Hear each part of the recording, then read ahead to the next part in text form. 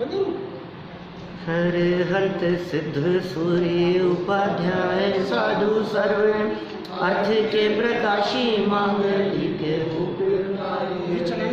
तिनको स्वरूप जान राग जय भई जो भक्ति काय को नवाई स्तुति को उचारी है। धन्य धन्य तीन ही ते काज सब आज भये कर जोड़ बार बार वंदना हमारी है। मंगल कल्याण सुख ऐसो हम चाहत हैं हो मेरी ऐसी दशा जैसी तुम धारी है। हो मेरी ऐसी दशा जैसी तुम धारी है। हो मेरी ऐसी दशा जैसी तुम धारी है। क्षत्र चूड़ामणि नामक ग्रंथ के आधार से अपनी जो ये चर्चा चल रही थी, इसमें पहले तो यह बतलाया कि मोह धर्म का प्रबल शत्रु है और मोह ही इस जीव के दुख का मूल कारण है। फिर कहा ज्ञानी का स्वरूप संबोधन 80 नंबर के श्लोक के संदर्भ में कल हमने कुछ चर्चा की और कहा हे आत्मन, बहुत ही खेद की बात है कि आत्म कल्याण के मार्ग पर चलते हुए भी तूने कुछ और रास्ता चुन लिया, माने मार्ग से भटक गए ऐसा लगता है। देखिए, बहुत से लोग तो युवा अवस्था में धन के पीछे भागते रहते हैं। 90%, 95%, 99% लोग सब धन के पीछे भागते हैं। लेकिन एक स्थिति ऐसी आती है जीवन में जब धन की चाह बहुत नहीं होती, फिर नाम की चाह शुरू हो जाती। फिर वो धन को नाम के लिए खर्च करना चाहते हैं। पर बहुत हो गया, कमा लिया हमने, सब कमा लिया, लेकिन अब समाज में हमारा क्या स्टेटस है, लोग हमें जानते हैं या नहीं। फिर दान दे करके, फिर पद चाहिए हमारे को, फिर प्रतिष्ठा के पीछे भागता है, फिर इमेज इज्जत के पीछे भागता है।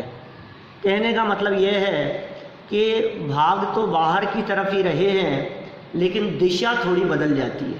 तो सहज है ये, आप किसी भी व्यक्ति को देखना दुनिया में सबकी यही स्थिति है। ये जिस समय पढ़ाई लिखाई पूरी करने के बाद फिर ऐसा लगता है जॉब हो, बिजनेस हो, फिर बिजनेस सेटलमेंट हो, फिर अच्छा धन वैभव पैसा हो जाए तो नहीं, अब इसको दिखाओ, अब उस पैसे का प्रदर्शन, माने वो पैसा मेरे पास में है, ये जब तक औरों को पता ना लगे तब तक उस पैसे का क्या मतलब। मेरे हाथ में इतना मोबाइल है और कोई कहे कि इसको वो कवर जो होता है ना बैग जैसा, उसमें डाल लो, बोले इसलिए थोड़ी ना खरीदा है। माने वो कवर भी लगाएं तो ऐसा लगाएं जिसमें पीछे वो आधा कटा हुआ एप्पल दिखे, नहीं वो एप्पल नहीं दिखे क्या, तो इतना 80,000 रुपये लगाने का क्या मतलब निकला, लाख रुपए लगाने का क्या मतलब निकला। पारदर्शी दिखे होना चाहिए। मेरा कहने का मतलब यह है कि भाई हम सब बाहर की तरफ भाग रहे हैं। यहाँ आचार्य देव बहुत करुणापूर्वक हमारे से निवेदन कर रहे हैं कि तेरी इस दौड़ का कहीं अंत नहीं है।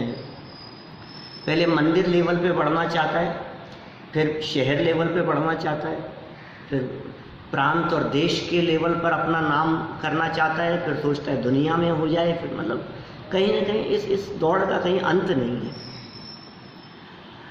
इसलिए बाह्य मान सम्मान और पंचेंद्रिय के विषय, कल जो लाइन हमने पढ़ी थी, या तो बाहरी मान सम्मान और पंचेंद्रियों के विषय और व्यवहार धर्म प्रभावना भी शामिल कर ली उसमें।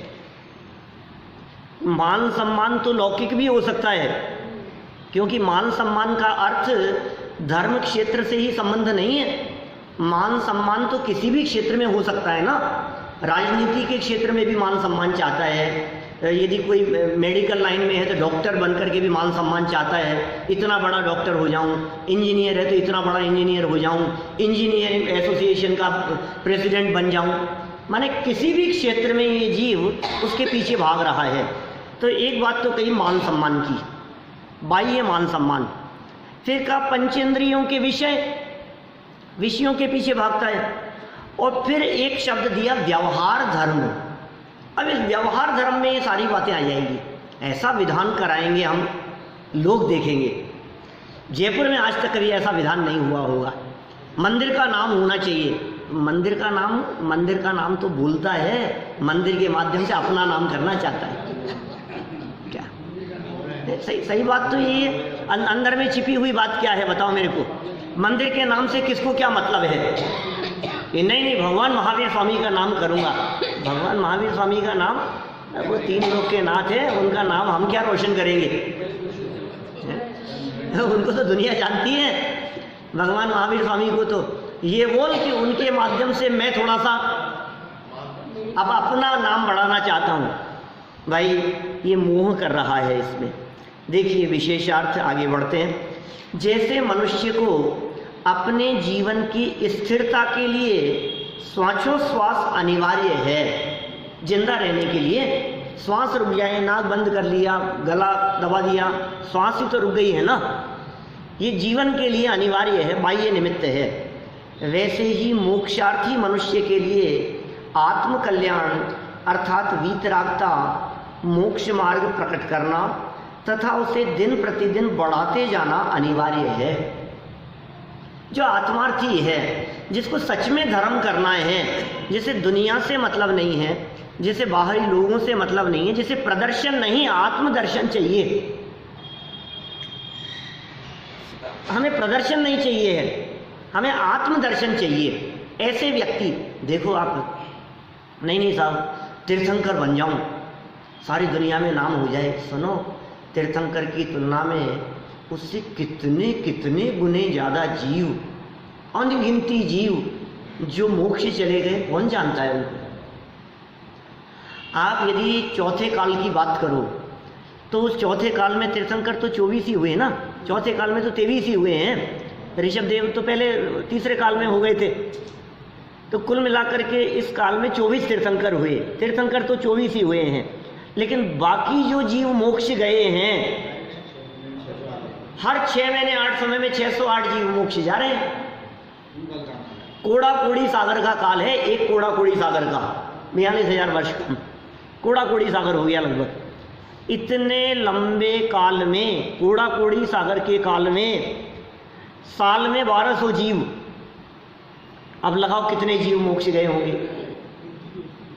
हम आचार्यों की बात करते हैं, मुनिराजों के नाम की बात करते हैं, हमें वही मुनिराज ज़्यादा पसंद आते हैं जिनका नाम हो, जिनकी प्रसिद्धि हो। लेकिन संघ में ऐसे भी तो बहुत से मुनिराज हो सकते हैं जिनकी ख्याति प्रसिद्धि नहीं हो, लेकिन ज्ञान ध्यान में लीन रहते हो, साधना में मग्न हैं। बाहर में भली प्रसिद्धि नहीं है, लेकिन अंदर में तो वो प्रभाव ना कर रहे हैं, अंदर में तो मोक्ष मार्गी हैं, जगत जंजाल में तो उलझे हुए नहीं हैं। ऐसे कितने मुनिराज हो सकते हैं जिनका नाम नहीं है। ऐसे कितने केवली हैं जिनका कोई नाम नहीं जानता है। उनके सुख में कुछ कमी होगी। मैं आपसे पूछता हूँ, ऐसे किसी जीव का नाम लीजिए, मान लीजिए जीवराज, कोई इस नाम के मोक्ष गए हों, तो आप जानते हो उनका नाम? हम नहीं जानते। कहाँ से मोक्ष गए, कौन थे, क्या थे, कोई नहीं मालूम हमारे को।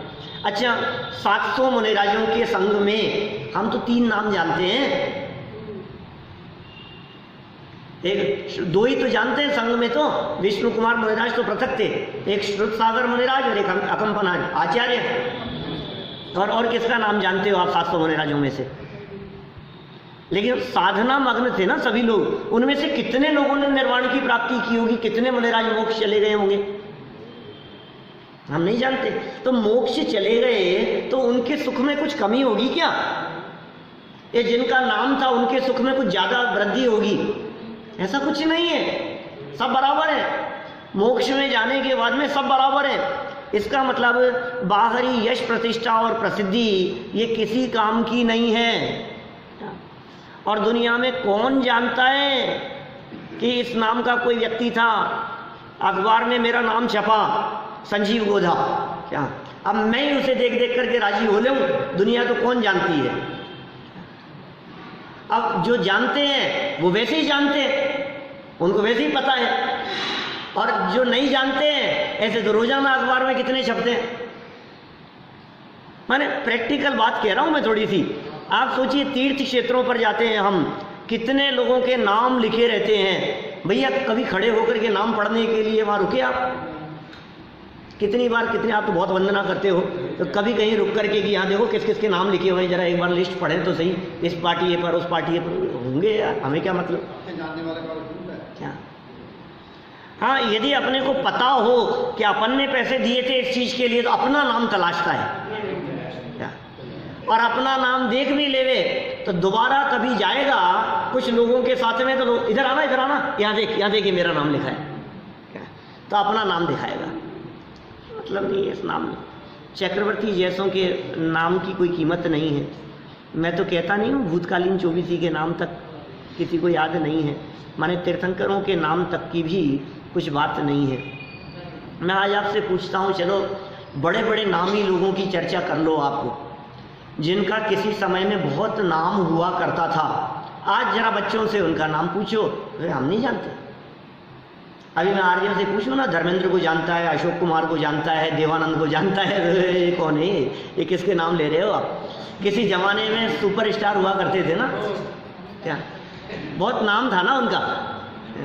मनोज कुमार की बात कर लो, चाहे हमारे पिताजी के मुंह से तो देवानंद 50 बार सुनते रहते हैं।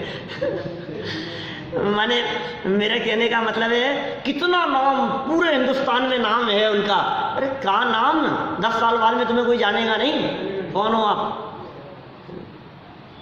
कोई नहीं जानता है किसी को, सब भूल जाते हैं, किसी को किसी से कोई मतलब नहीं है।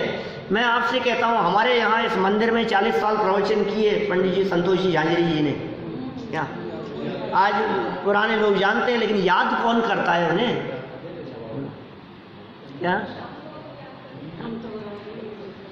बहुत कम है ना। वो तो समझ लो आप, अपना कुछ रिलेशन है कि अपना उनसे लगाव था इसलिए अपन उनको याद कर लेते हैं। कभी कभी किसी प्रसंग में कभी कोई उनका वाक्य याद आ जाता है, उनकी कही हुई बात हमारे को याद आ जाती है तो हम स्मरण कर लेते हैं। बाकी कौन किसको पूछता है।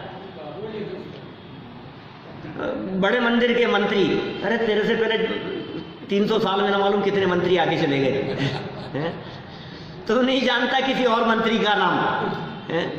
और तो सोचे कि मुझे याद करें लोग, कौन किसको याद करे।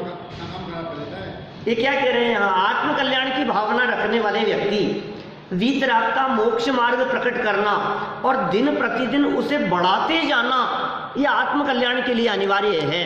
क्योंकि आपने जो रास्ता चुना है वो रास्ता आगे बढ़कर के कहाँ जाएगा, वो उसके लिए रास्ता भी तो वही होना चाहिए ना, उसी दिशा में कदम बढ़ने चाहिए कि नहीं हमारे। देखो फिर कहते हैं उनका जीवन क्रम ही मोक्ष मार्ग रूप बन जाता है, उनका जीवन क्रम बन जाता है ऐसा मोक्ष मार्ग रूप। हमने दुनिया में बहुत से लोग, मेरी निगाह में अभी भी ऐसे लोग कुछ घूम रहे हैं जो लाखों करोड़ों रुपया दान देते हैं, कभी उनका नाम किसी पत्रिका में नहीं छपा और कभी वो मंच पर नहीं चढ़े। ऐसे लोग हैं। बोलो, हमारे लोग उनका नाम तो जानते हैं बहुत से लोग, लेकिन शक्ल से आज भी उनको नहीं जानते कि कौन है। सभा में आकर के बैठ जाए ना तो आप पहचान नहीं पाओ कि अच्छा ये है, अच्छा मालूम हमें तो जानते नहीं थे इनको, ये व्यक्ति। ऐसे ऐसे लोग हैं बहुत सारे। काम करते हैं, काम करने वाले का नाम तो होता ही है। मैं ये नहीं कह रहा हूं कि उसका नाम नहीं होना चाहिए, लेकिन नाम के पीछे भागना नहीं चाहिए। क्या नाम होगा तो होगा, कौन रोकेगा उसको रोकने वाला कौन है। लेकिन लालसा नहीं हो, उसके पीछे दौड़ने की भावना नहीं हो, वो दिशा गलत है। ठीक है ना।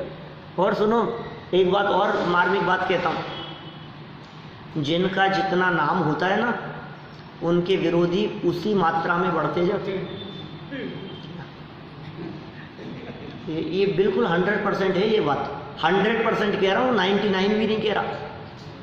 जो व्यक्ति जितना आगे बढ़ता चला जाएगा, माने जैसे जैसे वो व्यक्ति आगे बढ़ रहा है, माने वो तो इधर बढ़ रहा है, उसको चाहने वालों की संख्या बढ़ रही है, जैसे जैसे उसको चाहने वालों की संख्या बढ़ रही है, लोगों के दिलो दिमाग में उसको लेकर के खुशी है, वैसे वैसे उसको नहीं चाहने वालों की संख्या या उसके प्रति विरोध भाव रखने वालों की संख्या वो भी बढ़ती जा रही है। ये बिल्कुल पूरे जगत में ऐसा ही चलता है। किसी कोई एक तो बतला दो जो सर्वसम्मति वाला ऐसा व्यक्ति हो दुनिया में।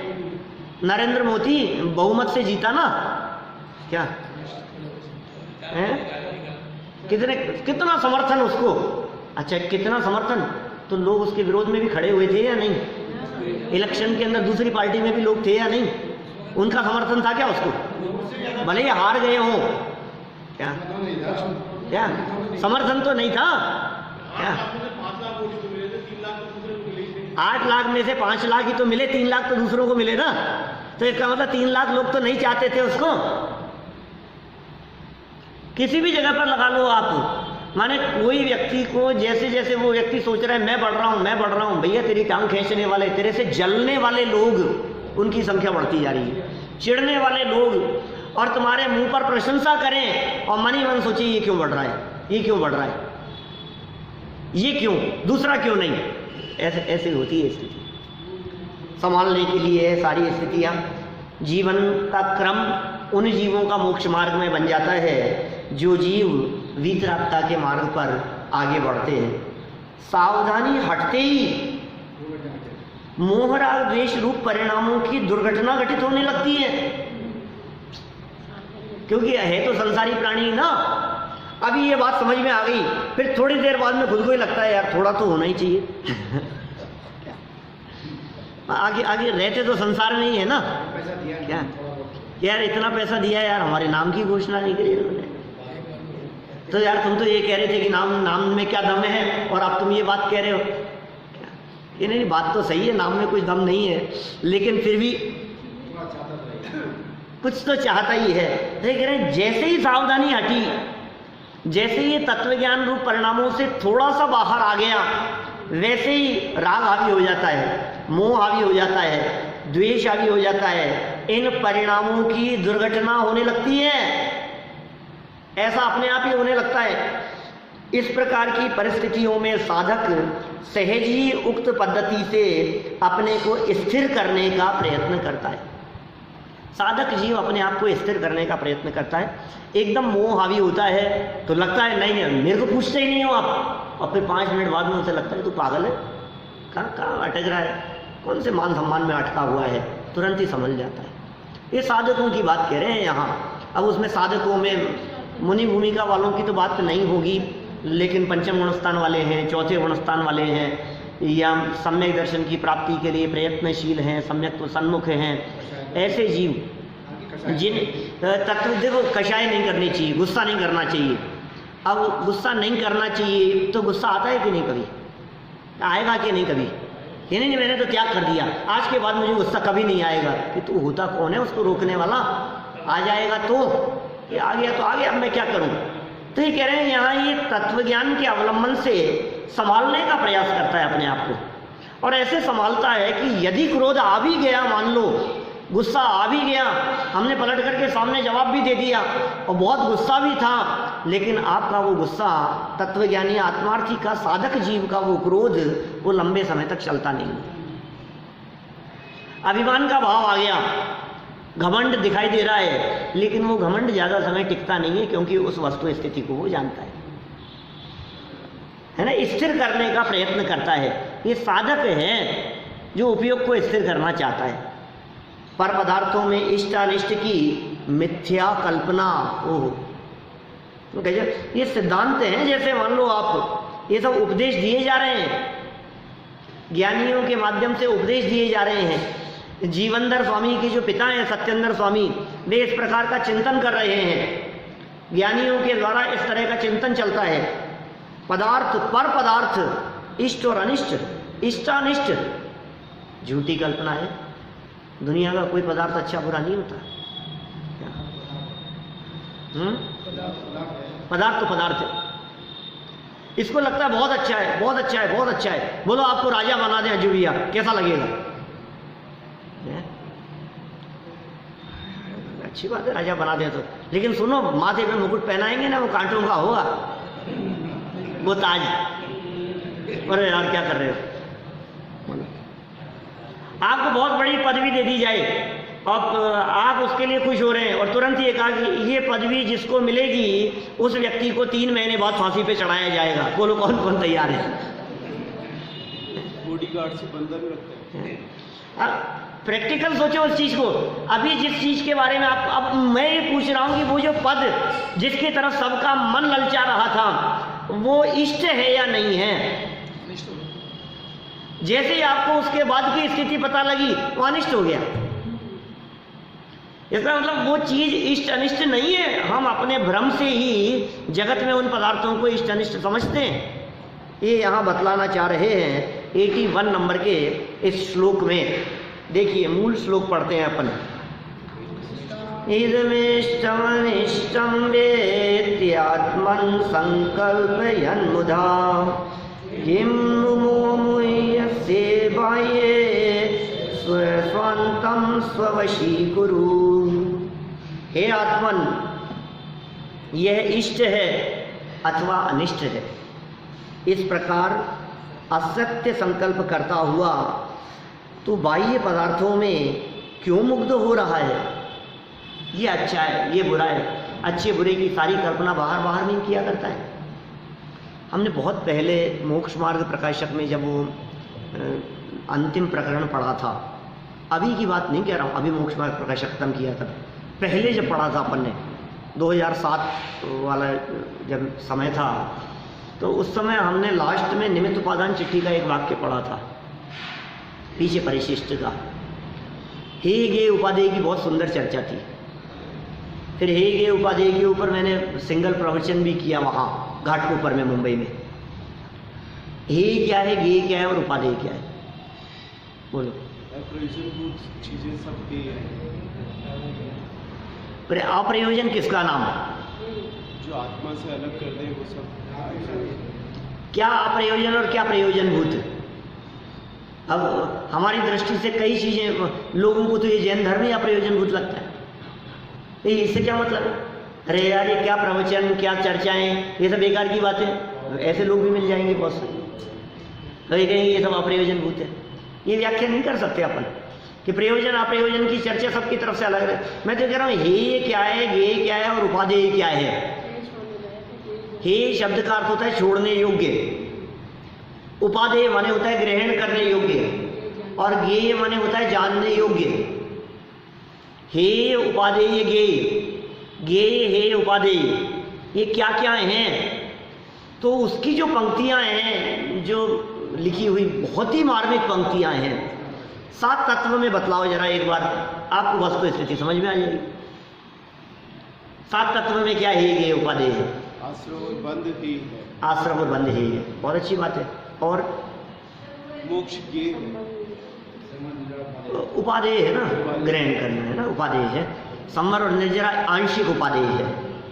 मार्ग है वो आंशिक उपादेय है, मोक्ष है वो पूर्ण उपादेय है, प्राप्त करना है ना। आश्रम और बंध वो हे है। अजीव तत्व गे मात्र, जानने योग्य, अजीव को जान। और जीव तो श्रद्धेय, सारा यहीं से चलेगी आगे, जितने भी 7 तत्व खड़े हो जाते हैं जीव अजीव से ही।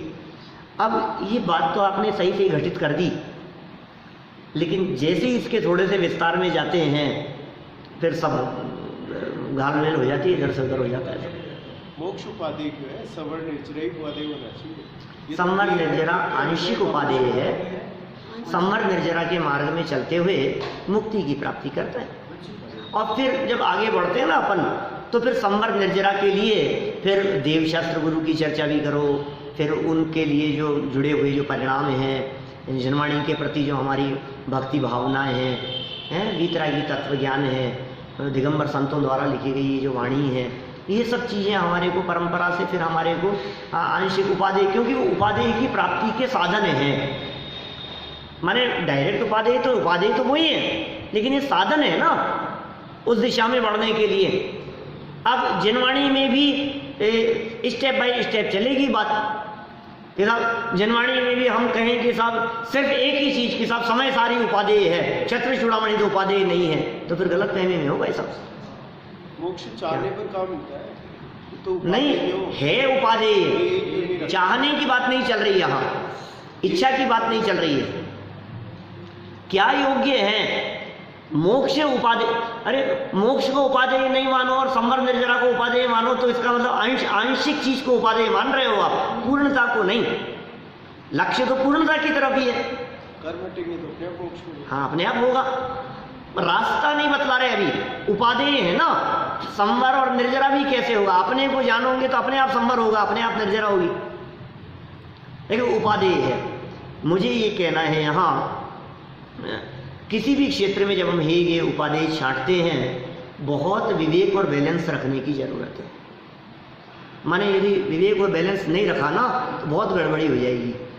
अभी जब हमने कहा अजीव तत्व गेय मात्र है, अजीव गेय है, अब हमने आपसे पूछा बोलो टीवी हेय है, गेय है या उपादेय है? हेय है। अब हमारा ये पूछना है कि टीवी जो था वो क्या है? अजीब है। एक अपेक्षा से है, एक अपेक्षा से नहीं नहीं नहीं, अभी सुनो, अभी बता रहा हूं आपको। टीवी है, राग जोड़ता है, वो अजीब है, वो अजीब है और अजीब गेय मात्र होता है। अब आप कह रहे हैं राग दौड़ता है, राग आश्रव तत्व है और टीवी अजीब तत्व है। टीवी के प्रति जो राग है ना, बारीक समझना पड़ेगा ना उस चीज को। लड्डू क्या चीज है बोलो? लड्डू खाने योग्य है या नहीं है? लड्डू है उपादेय है? लड्डू तो गेय है, लेकिन लड्डू खाने का राग वो है। समझ में आ रही है बात? आलू है या उपादेय है? आलू तो गेय है। आप समझ रहे हैं? मेरे 10 लक्षण धर्म के प्रवचन सुने कि नहीं अभी लंदन वाले? में की है मैंने चर्चा उन प्रवचनों में। ये चर्चा काफ़ी देर मैंने ये चर्चा उठाई है, मेरे ख्याल से संयम धर्म के दिन के त्याग धर्म के दिन ऐसे कहीं बीच में ऐसी चर्चा आई है कि आपको क्या लग रहा है? अरे नहीं आलू तो है, आलू है और लड्डू उपादेय है। अरे वाह, सारा हे उपादेय किस में बांट रहे हैं भैया? ये में बांट रहे हैं। क्या हो गया है? जो जगत के पदार्थ हे मात्र थे, गेय मात्र थे, उनमें हमने हे उपादेय का बंटवारा कर दिया और जो असली में हे और उपादेय थे उनकी खबर ही नहीं है। वहां बहुत सुंदर लाइन आई है कि तेरे अंतरंग परिणामों की जो विकृति है, तेरा जो विकार भाव है वो तो हे है और निज द्रव्य की जो शुद्धता है वो उपादेय है। माने हे और उपादेय ये दोनों अंदर में लगते हैं। ये बाहर नहीं कह रहा है इसको हटाओ और इसको जोड़ो, कुछ को लेना चाहता है, कुछ को हटाना चाहता है। सारे दुनिया के पदार्थों में हे उपादेय का बंटवारा कर रहा है, जबकि ये कह रहे हैं दुनिया के सारे पदार्थ ज्ञान के गेय मात्र हैं और कुछ नहीं है। बोलो, बातें थोड़ी सी गंभीर है ना? आप लोगों को नींद न आ जाए इसलिए आगे बढ़ता हूँ।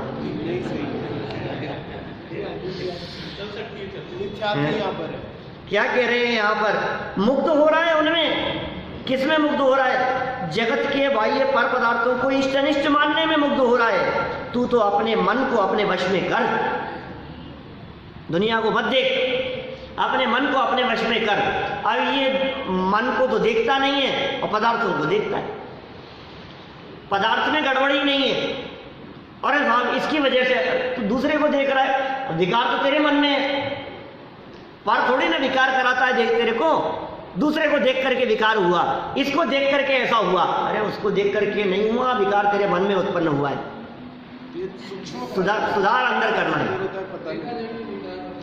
कंट्रोल करना पड़ेगा। मन को कंट्रोल में लेने की बात है, संभालना पड़ेगा उसको तो काम होगा। देखिए सरल अर्थ, हे आत्मन, अमुक पदार्थ इष्ट सुखदायक है।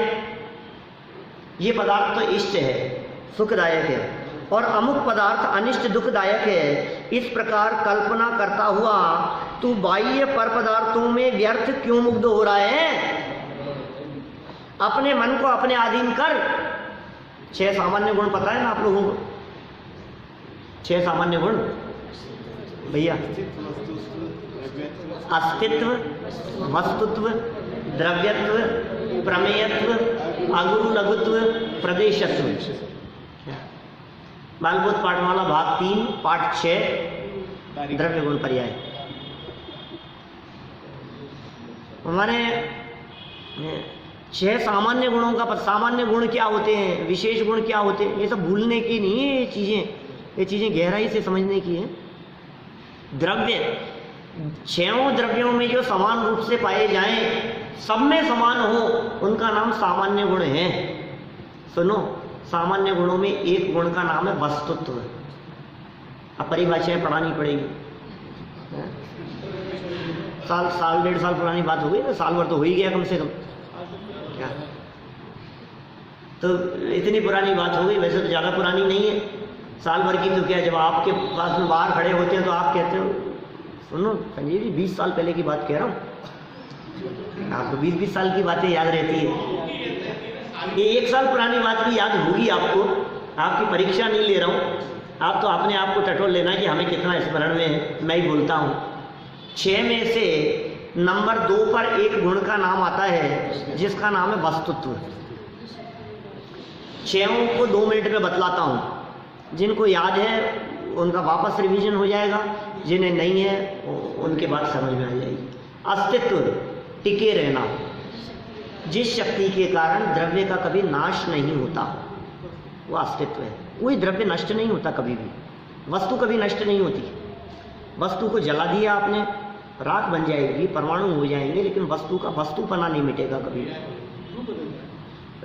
पेड़ था, काट करके लकड़ियां बना ली, लकड़ियां थी उससे फर्नीचर बना लिया, फर्नीचर था वो टूट गया, फिर उसको हमने चूल्हे में जला दिया तो कोयला बन गया, ये कोयला था राख बन गया, राख था तो बर्तन साफ करने में काम में ले लिया, बर्तन साफ करने के बाद में अब वो बह गया, लेकिन वो खत्म नहीं हुआ। वो द्रव्य, वस्तु कभी खत्म नहीं होती, उसके जो परमाणु हैं उन्हें नष्ट नहीं किया जा सकता। अस्तित्व गुण है उसमें। दूसरा है वस्तुत्व। ये क्या कहता है? जिस शक्ति के कारण द्रव्य में प्रयोजनभूत क्रिया, अर्थ क्रिया कारित्व हो, उसे वस्तुत्व कहते हैं। माने हर वस्तु अपने अपने योग्य कार्य कर रही है, हर वस्तु काम की है, हर वस्तु उपयोगी है, आपके लिए नहीं। वस्तु के वस्तुपने की अपेक्षा से देखो, जिस चीज के बारे में आप ये कहते हो हमारे किसी काम की नहीं है, और आप बाहर फेंक देते हो, कोई आते हैं पीछे थैला लेकर और उन्हीं चीजों को उठा करके ले जाते हैं। आपके लिए बेकाम की है ना, उनके लिए काम की है। आपके लिए न्यूज़पेपर की रद्दी किस काम की है, लेकिन पैसे देता है ना ले जाने वाला। इसका मतलब हर वस्तु काम की होती है। अरे साहब हम तो क्षत्रिय हैं, राजा महाराजा हैं, हमारे लिए तो तलवार काम की है, सुई का क्या काम? सुई तो बेकार की चीज है, हमारे राज्य में से सुई को निकाल दो। महाराज कपड़े नहीं पहन पाओगे क्या? कि इसीलिए तो वो कहावत बनी, जहां काम आवे सुई कहा करे तलवार। जहां सुई का काम होगा वहां तलवार काम नहीं करेगी। वस्तुत्व, द्रव्यत्व, परिणमन, हर वस्तु परिवर्तनशील है, हर वस्तु में परिवर्तन हो रहा है, परिणमन हो रहा है। नीरज जी साहब सुनूंगा भी। कौन सा नंबर है? तीसरा। पहला क्या बतलाया? अस्तित्व, दूसरा वस्तुत्व, तीसरा द्रव्यत्व। अस्तित्व माने टिके रहना, वस्तुत्व माने अपना काम करना, द्रव्यत्व माने वो काम कभी बंद नहीं होगा, माने वो चलता रहेगा, उसका परिणमन, ये द्रव्यत्व। ये देखेगा कौन? कि प्रमेयत्व नाम का गुण है एक चौथा। प्रमेयत्व गुण ये कह रहा है कि कोई न कोई के ज्ञान का विषय जरूर बनती है वस्तु। काम हो रहा है, वस्तु है, उसका परिणमन हो रहा है। ये प्रमेयत्व गुण कह रहा है ऐसा हो नहीं सकता कि काम हो और किसी के नॉलेज में नहीं आए, किसी की पकड़ में नहीं आए। हमारी पकड़ में नहीं आया वो अलग बात है। ये प्रमेयत्व गुण कह रहा है कि तुम जो पाप की सोच रहे हो ना, क्या छिप करके, कि सुनो ऐसा हो नहीं सकता कि पाप छिप जाए, क्योंकि प्रमेयत्व नाम का गुण है। प्रमेयत्व गुण है, सर्वज्ञ तो जान ही रहे हैं, अनंत केवली तो जान ही रहे हैं, उस बात को प्रमेयत्व। अगुरु लघुत्व, गुण धर्म शक्तियां बिखरेंगी नहीं। जिस शक्ति के कारण एक द्रव्य दूसरे द्रव्य रूप नहीं हो, एक गुण दूसरे गुण रूप नहीं हो, द्रव्य में रहने वाली अनंत गुण धर्म शक्तियां बिखर कर अलग अलग नहीं हो जाएं, क्या नाम? अगुरु लघुत्व। अंतिम प्रदेशत्व, जिसके कारण कोई ना कोई आकार हो, जिस शक्ति के कारण। 6 है। यहाँ कौन सा लागू हो रहा है? वस्तुत्व। वस्तुत्व माने प्रयोजनभूत काम, वस्तु काम की है, ये कहना चाह रहे हैं यहाँ। तो ये कह रहे हैं हर वस्तु काम की है, तू कह रहा है ये काम की है और ये बेकाम की है, तू जबरदस्ती छांट रहा है। अपने मुंह से किसी को काम की कहता है, किसी को बेकाम की कहता है। अपने मन को अपने अधीन कर, देखो विशेषार्थ पढ़ते हैं। इस षट द्रव्यमयी विश्व में चेतन अचेतन, रूपी अरूपी, क्रियाशील निष्क्रिय पदार्थों का जैसा विभाजन जानने में आता है, पदार्थों का वैसा इष्ट अनिष्ट रूप विभाजन न तो सर्वज्ञ भगवान ने बताया है और न ज्ञानियों के ज्ञान में प्रत्यक्ष अनुभव में आ रहा है। अज्ञानी अपनी मति कल्पना से ही वस्तुओं या पदार्थों को इष्ट अनिष्ट मानता है। क्या क्या कुछ समझ में आई क्या कह दिया यहाँ? कितना स्पष्ट शब्दों में ये बात कही है। इस विश्व को 2 भागों में बांटो। विश्व तो समझ गए ना आप? विश्व किसे कहते हैं? विश्व की परिभाषा बतलाओ। बालबोध पाठमाला भाग 2, तो सामान्य गुण की चर्चा 3 में थी, ये भाग 2 का छठा पाठ है। द्रव्य, विश्व किसे कहते हैं? 6 द्रव्यों के समूह को विश्व कहते हैं। 6 द्रव्य हैं, 6 द्रव्यों को विश्व कहते हैं। इस विश्व को 2 भागों में बांटो। क्या क्या बांट सकते हो बोलो? विश्व को चेतन अचेतन कह सकते हैं अपन, माने पूरे विश्व के पदार्थों में से कुछ तो चेतन है, माने जीव हैं, और बाकी कैसे क्या अजीव। चेतन अचेतन को दूसरे शब्दों में कहें तो हम कह सकते हैं जीव अजीव, 2 में बांट दिया। दुनिया में कोई वस्तु या तो अजीव होगी या कोई वस्तु जीव होगी, इनके अलावा नहीं हो सकती है। तो जीव अजीव में बंटवारा कर दिया। आगे बढ़ो, और भी कोई मतलब? रूपी अरूपी। रूपी अरूपी, अच्छा जीव अजीव में बंटवारा करें तो कैसे बटेंगे? 6 द्रव्य। जीव तो जीव, और अजीव में पुद्गल, धर्म, अधर्म, आकाश और काल, ये सब अजीव में 2 भागों में बांट दिया। रूपी अरूपी में बांटो जरा। नहीं, जीव पुद्गल दोनों रूपी है। जीव पुद्गल दोनों रूपी है, क्या कह रहे हो? पुद्गल द्रव्य रूपी है, बाकी सब अरूपी है। पुद्गल द्रव्य रूपी है, और जीव, धर्म, अधर्म, आकाश और काल ये अरूपी है। अच्छा, क्रियावान और निष्क्रिय में छांटो। जीव और पुद्गल ये तो सक्रिय है, क्रियावान है, गमन करते हैं, इनमें गति देखी जाती है, एक जगह से दूसरी जगह पर चलते हुए देखे जाते हैं। और धर्म, अधर्म, आकाश और काल ये निष्क्रिय है, एक ही जगह पर रहते हैं, ये हिलते नहीं, क्षेत्र से क्षेत्रांतर नहीं होता। ऐसे बहुत तरह का बंटवारा हमने द्रव्य की चर्चा करते समय पढ़ाया था, बहुत विभाजन करके बतलाए थे अलग अलग तरह से। समझ लो आप कायवान, जो कायवान नहीं है, जिन्हें हम क्या कहते हैं? अस्थिकाय और अनस्थिकाय। ऐसे बहुत तरह के बंटवारे किए थे हमने। ये लोकव्यापी और अलोक में रहने वाला, मूर्तिक अमूर्तिक अपन ने कह दिया। ऐसे बहुत तरह की चर्चाएं की थी, वो वापस वहीं देखना पड़ेगा आपको। लेकिन कहीं भी शास्त्रों में इस विश्व का बंटवारा इष्ट और अनिष्ट में नहीं किया गया। जीव अजीव का बंटवारा तो मिलेगा आपको, इष्ट अनिष्ट में बंटवारा नहीं मिलेगा। आप क्या करना है? इष्ट अनिष्ट में बंटवारा नहीं। तीर्थंकरों ने तो किया ही नहीं है, आचार्यों ने भी नहीं किया है, और ज्ञानियों का अनुभव में भी नहीं आ रहा है। इष्ट अनिष्ट का बंटवारा हो सकता ही नहीं है। कौन सी चीज के बारे में आप ऐसा कह सकते हो कि ये चीज तो 100% अनिष्ट है? बोलो। कह तो दो किसी के बारे में कि अनिष्ट है। जहर इष्ट है कि अनिष्ट है? ये सब जहर तो अनिष्ट है। क्या सुनो, बेचने वाले को इष्ट है, बनाने वालों को इष्ट है, तब तो बना रहे। उनको इष्ट लग रहा है, अरे भाई साहब उनको कह दो कि यार तू कैसा जहर, अरे भाई साहब बिजनेस इसी से चलता है हमारा तो काम ही जहर बनाने का है। बड़ी बड़ी औषधियों के रूप में उन जहर का काम लिया जाता है। और सुनो, आप लोगों को भी जहर इष्ट लगता है। अनेक लोगों को दुनिया में खरीदते हैं, क्या पीने का नहीं, बैक्टीरिया पिलाने का, पिलाने के लिए, खिलाने के लिए जहर खरीदते हैं। लेकिन वो जहर जहर के नाम से नहीं मिलता, वो दवा के नाम से मिलता है। चूहे मारने की दवा, चूहे मारने की दवा, दवा दवा की जहर, दवा। हमने तो सुना है दवा तो जिंदा रखने के काम आती है, दवा तो बचाने के लिए होती है। और आप क्या कह रहे हो, मारने की दवा,